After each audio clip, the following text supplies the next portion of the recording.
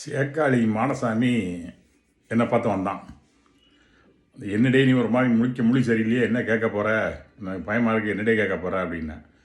அவன் சொன்னான், இந்த ஃபோட்டோ இருக்குல்ல, ஃபோட்டோவை தமிழில் சொல்லும்போது கொஞ்சம் பேர் நிழல் படங்காங்க, சிலவங்க புகைப்படங்காங்க, சிலவங்க ஒளிப்படங்காங்க, அது எதுவே சரி அப்படின்னு என்கிட்ட கேட்டான். நான் சொன்னேன், அந்த காலத்தில் ஒரு ஃபிலிம் ரோலில் ஃபோட்டோ எடுப்பாங்க, அதை கெமிக்கல் எல்லாம் போட்டு கழுவி எடுத்து அதுக்கப்புறம் அதை அச்சடிப்பாங்க, பிரிண்ட் போடுவாங்க. அதனால் அந்த காலத்தில் அப்படிலாம் பல பேரெல்லாம் சொல்லிகிட்டு இருந்தாங்க. இப்போ நம்ம அந்த எதையும் கெமிக்கல் ரியாக்ஷன் கழுவு எல்லாம் ஒன்றும் செய்யலை. அந்த ஒளி பாய்ச்சி அந்த ஒளி மூலமாக தான் அந்த இதை பதிவு செய்து நம்ம அதை போடுறோம். அதனால் ஒளிப்படம்னு சொன்னால் நல்லாயிருக்கும் அப்படின்னு சொன்னேன்.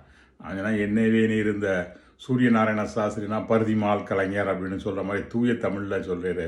அதெல்லாம் யாருக்கையா வேணும்? நீர் ஒழுங்காக நல்ல வார்த்தை ஃபோட்டோ அப்படிங்க நல்ல தமிழில் நீர் சொல்லும். தமிழ் வார்த்தை தான் ஃபோட்டோன்னு ஒன்று இருக்க. நீர் என்ன இதுக்கெல்லாம் காரணத்தை தேடிட்டு இருக்காரு அப்படின்னு சொன்னான். இல்லை என்னல நீ இப்படி அர்த்தங்கடத்தனமாக பேச அப்படின்னேன். அப்போ அவன் சொன்னான், நீ இப்போ ட்ரெயின் இருக்குது, நீ இப்போ ட்ரெயின்னு சொல்லுவியா, அதை புகை வண்டின்னு சொல்லுவியா, என்ன வண்டி சொல்லுவ அப்படின்னு கேட்டான். நான் ஏன்னா அந்த காலத்தில் ஸ்டீம் மூலமாக நிலக்கரியை போட்டு ஸ்டீம் மூலமாக அது இயங்குச்சு, அதனால் அதை நீராவி என்ஜின்னு சொன்னாங்க. அந்த மாதிரிலாம் அது புகை வரும் அதை விடும்போது, ஆனால் புகை விட்டுட்டே போகிற வண்டிங்கனால புகை வண்டின்னு சொன்னாங்க அப்படின்னு நான் சொன்னேன். அப்போ இப்போ பார்த்தியா இங்கிலீஷில் சும்மா ட்ரெயின்னு சொல்லுறதை விட்டு போட்டு நீ அந்த வண்டி இந்த வண்டி தொடர் வண்டி சொல்லி மக்களை போட்டு குழப்புதேடே. நல்ல தமிழ் வார்த்தை தான் இருக்க, அதை சொல்லி ட்ரெயின் சொல்லு அப்படின்னா.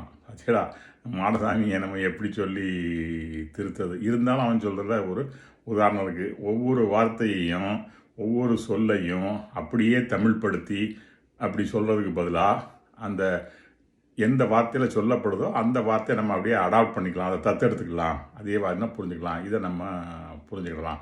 உதாரணத்துக்கு இன்னொன்று சொன்னோம்னா, இப்போ life insurance corporation of India அப்படின்னு இங்கிலீஷில் சொல்கிறாங்க, பாரத ஜீவ நிகம் அப்படின்னு சொல்லி ஹிந்தியில் சொல்கிறாங்க, தமிழில் இந்திய காப்பீட்டு கழகம் அப்படிங்காங்க, சிலவங்க இந்திய வாழ்வுறுதி கழகம் அப்படின்னு சொல்கிறாங்க. இப்படி பல பேரில் சொல்கிறாங்க. இருந்தாலும் அந்த life insurance corporation of India அப்படிங்கிறது சிம்பிளாக இருக்குது. அது மாதிரி நம்ம ட்ரெயினே சொல்லலாம், ஃபோட்டோனே சொல்லலாம். வேறு தேவையில்லாத குழப்பங்கள்லாம் நமக்கு வேண்டாம்.